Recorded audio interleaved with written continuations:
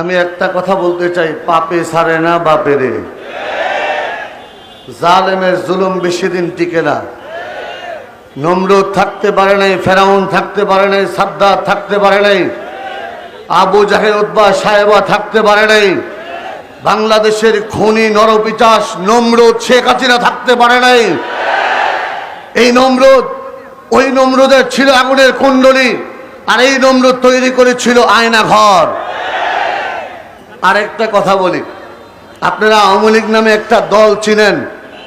আমি আওয়ামী লীগ নামক নরপিচাস একটা গোষ্ঠী চিনি, যেই গোষ্ঠী মানুষের রক্ত শোষণ করত, যেই গোষ্ঠী মানুষের লুণ্ঠন করত, যেই গোষ্ঠী ধর্ষণ করত, যেই গোষ্ঠী মানুষের ভোটার অধিকার কেড়ে নিত, যেই গোষ্ঠী বাংলাদেশে কোরআনের মাহফিল করে বন্ধ করত।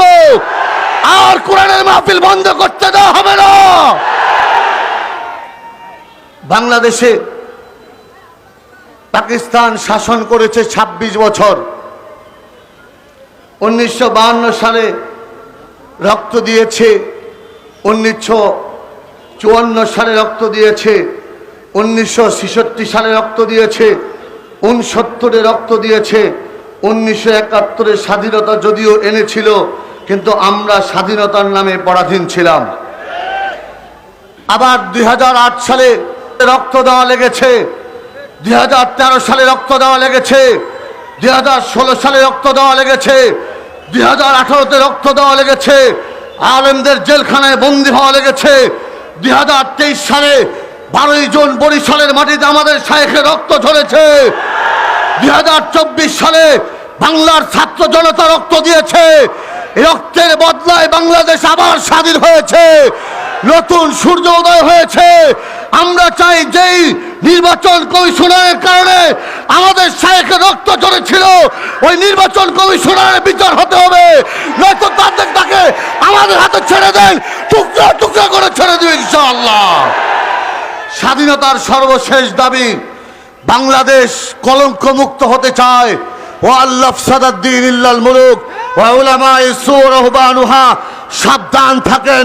যারা আওয়ামী লীগের দালালি করেছে, ওই নরপিচাসের দালালি করেছে, খুনি হাসিনার দালালি করেছে, তারা কোনোভাবেই এদেশে কোনো নেতৃত্ব, নির্বাচন, কোনো কিছু করার অধিকার রাখে না। সামনে আমাদের ইনশাআল্লাহ আরেকটা মুক্তিযুদ্ধ আসবে, যেই মুক্তিযুদ্ধে আমাদের পীর সাহেব চরমনাই ডাক দেবে, নির্বাচন নামক মুক্তিযোদ্ধা। রাতের বেলা যেই ভোট চুরি করা হয়েছে, আর রাতে ভোট হবে না, দিনে হবে। ওই মুক্তিযুদ্ধ ইসলামী আন্দোলনের বিজয় হবে ইনশাআল্লাহ। প্রত্যেকের হাতে হাত পাকা থাকা চাই। ইসলামী আন্দোলনকে আমরা মহব্বত করি, তো আমাদের প্রত্যেককে সহযোগিতার হাত বাড়াতে হবে। জান দিয়ে, মাল দিয়ে, সময় দিয়ে, সব ধরনের সহযোগিতা আমরা করতে প্রস্তুত ইনশাআল্লাহ।